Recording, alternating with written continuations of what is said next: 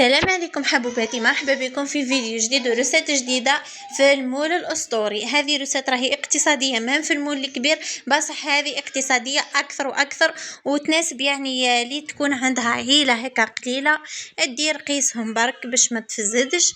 روح المكونات وطريقة التحضير. لهنا عندي عظمة، عندي 4 مغارف حليب، 4 مغارف زيت، 4 مغارف سكر، نص شيء خميرة، 4 مغارف يكونوا بومبي فرينة، ومغرف كبيرة ثانية تكون بومبي كاكاو نوعية جيدة، وفاني ولا أروم تاع شوكولا ولا كراميل اللي تحبوا.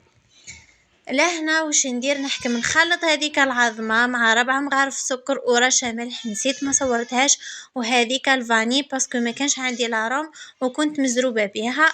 يعني درتها على جال ولدي، البنات شيطني ماما ديري لنا المولد ديري لنا المولد، هيا وقفت نديرلو.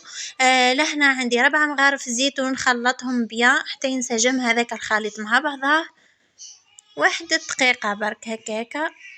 نزيد 4 مغارف تاع الحليب تاعي يكون درجة حرارة الغرفة ماهو سخون ماهو بارد، ونخلط هكا شوية.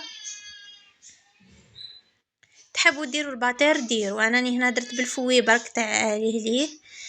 وندير هذوك 4 مغارف تاع الفارينة ومغرف كبيرة كيما قلت لكم نوعية جيدة تاع كاكاو، وهذه كان نص ساشية تاع الخميرة، نص ساشية ماهيش ساشية كاملة البنات، نص. نخلط بيان هذا الخليط مع بعضه حتى نتحصل على القوام هذا، كي تكتبي 8 هكا ما تتمحاش ثمثم. نروح نحطها في هذاك المول تاعي، تحبوا تدهنوا ادهنوا، انني ما دهنتش باسكو راني رايحه نشربوا. تحبوا تشربوا بالنسكافي ولا تحبوا تشربوا بكاندي شوكو ولا كيما تحبوا نتوما. لهنا عندي كاس هكا صغير تاع شانتيي، بودرة شانتيي، خلطتها مع كاس ناقص اندواء هكاك حليب يكون بارده كلاص. لهنا البنات ها هو التزيين، درت تزيين هكا بسيط بركة، راني مالفه نزينها يعني نزينها اشكال مختلفة. اليوم راني درت بوش عندي برك ودرت تزيين بسيط كيما قلت لكم تالي ليه، والله درتها اخر لحظة كي شفت ولدي هكا حب جو تاع المولد. وها هما افكار يعني درتهم من قبل، تقدروا تدوا عليهم افكار وديروا زيهم. البنات اذا تحبوا نزيد ندير لكم اذواق مختلفه منه، دوك نزيد ندير لكم.